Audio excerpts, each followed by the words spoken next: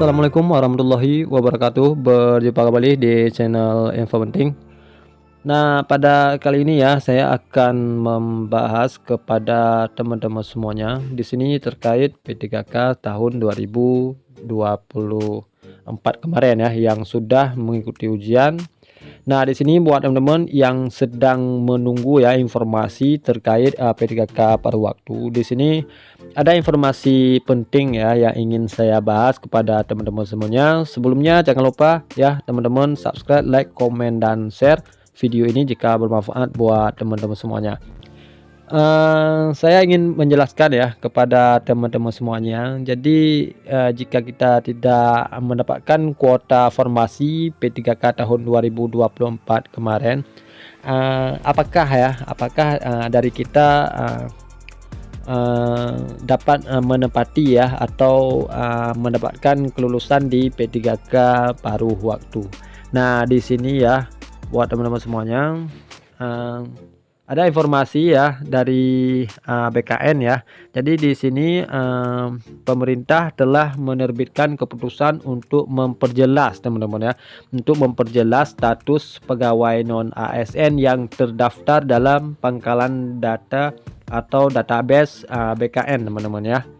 Nah, di sini namun tidak diakomodasi dalam seleksi P3K tahap 1 dan tahap 2 tahun anggaran 2024. Hal ini dilakukan untuk mengoptimalisasi penyelesaian non ASN yang terdata pada database BKN.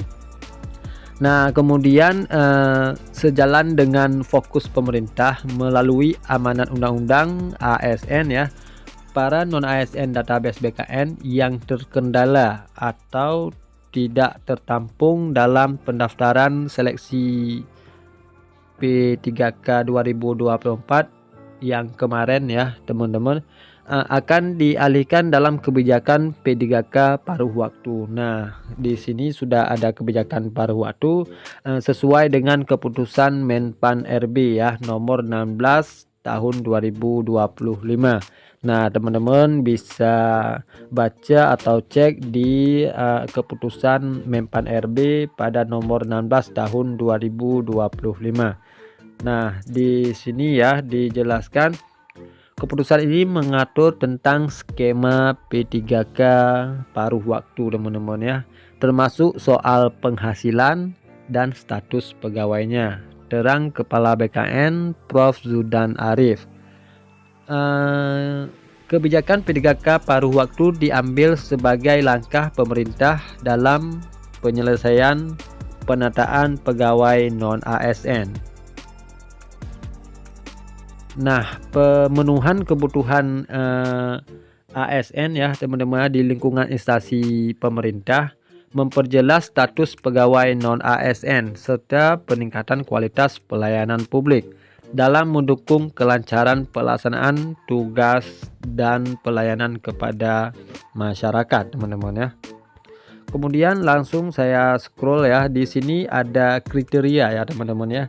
Jadi yang bertanya ya buat teman-teman, di sini ada kriteria pegawai non ASN yang memenuhi syarat untuk ini buat teman-teman ya, untuk P3K paruh waktu. Nah, di sini berdasarkan keputusan ini meliputi pegawai non ASN yang terdaftar dalam pangkalan database ya teman-teman ya. Langsung saja ya, di sini untuk kebutuhan jabatannya, di sini ada 7 jabatan teman-teman yang dijelaskan ya. Yang pertama ada guru dan tenaga kependidikan, kemudian tenaga kesehatan, tenaga teknis, pengelola umum operasional, operator layanan operasional, pengelola layanan operasional, dan yang terakhir ada penata layanan operasional teman-teman. Nah, Kepala BKN mengimbau ya kepada para pegawai non ASN ya yang terdata pada database BKN untuk tetap tenang teman-teman, untuk tetap tenang dan fokus dalam mengikuti segala tahapan seleksi sesuai ketentuan yang berlaku. Nah, teman-teman juga harus pantau ya tentang terkait informasi P3K paruh waktu ini teman-teman ya. Kemudian pemerintah melalui berbagai kebijakan telah memfokuskan teman-teman ya. Jadi pemerintah telah memfokus agar kita tenaga non ASN yang terdata pada database BKN untuk di sini diangkat menjadi P3K paruh waktu. Kemudian di sini ada terakhir ya, Kepala BKN juga tidak berhenti teman-teman ya, mengingatkan agar instansi pemerintah daerah dan instansi pemerintah pusat tidak lagi mengangkat tenaga honorer dan sejenisnya.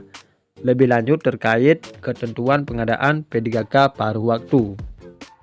Kemudian perjanjian kerja sampai hak dan kewajibannya telah diatur dalam keputusan Menpan RB teman-teman ya, pada keputusan nomor 16 tahun 2025.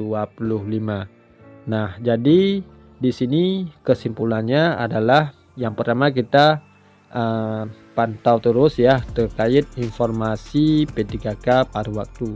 Yang kedua di sini untuk bagi siapa saja yang dapat diangkat menjadi P3K paruh waktu itu adalah untuk pegawai non ASN yang terdata pada database BKN. Berarti selain daripada database BKN, untuk informasinya belum dapat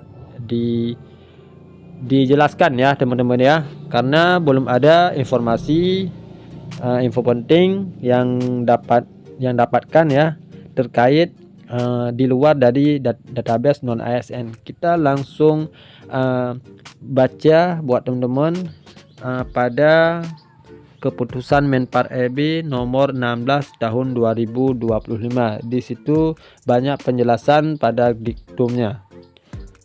Nah, buat teman-teman terima kasih ya yang sudah menonton video ini. Semoga bermanfaat buat teman-teman semuanya. Salam dari Info Penting.